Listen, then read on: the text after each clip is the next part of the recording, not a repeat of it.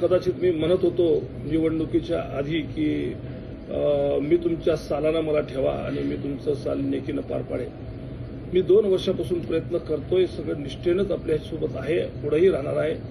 पण मला काम तुमचे जर करायचे असतील, जर निधी जर आणायचा असेल, आपल्याकडे विकास जर आणायचा असेल तर सत्तेत जाणं ही कर्मप्राप्त आहे आणि त्यामुळं हे पाऊल मी उचललेलं आहे.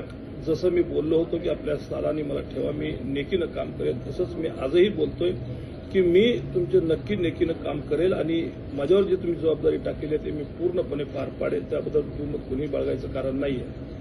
आता बरीचशी मंडळी माझ्यावर खुश असू शकते, बरीचशी मंडळी माझ्यावर नाराज असू शकते. पण ज्यांना कळायला असेल की मी का गेलोय तर ते लक्षात घेतील. गेल्या जवळपास वडिलांनी राजकारण थांबवलं तसं 17 वर्षापासून तुम्ही मला ओळखता.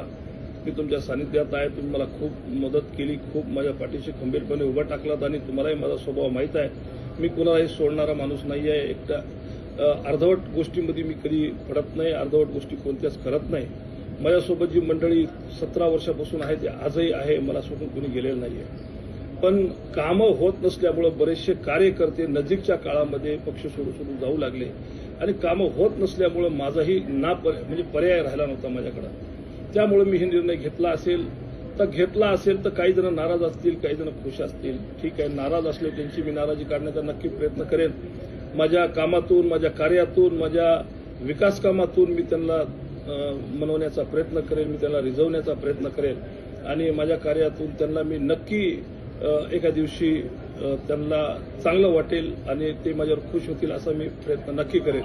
पण जर कोणी नाराज होतच असेल तर त्याला माझा पर्याय नाही. मी सगळ्यांना विनंती करणार आहे की माझ्यासोबत राहा, मला जशी पहिली साथ दिली तशी आताही साथ द्या आणि मी तुम्हाला कुठेही नाराज करणार नाही. मी सगळ्या गोष्टीचा विचार करून गेलो, मी कार्यकर्त्याचा विचार करून गेलो, मी पदाधिकाऱ्याचा विचार करून गेलो.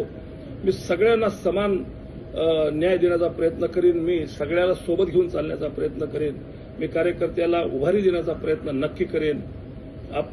आपण जे माझ्यावर विश्वास ठेवला होता, आजही विश्वास ठेवा, मी तुमच्या विश्वासाला तडा जाऊ देणार नाही. आणि मी काय दुसरं कुठं गेलेलो नाही आहे, शिवसेनेतच गेलेला आहे. विचारधाराला कधीही बाजूला टाकलेलं नाहीये, विचारधारा सोडून मी कधी वागलेलो नाहीये आणि पुढेही कधी वागणार नाहीये.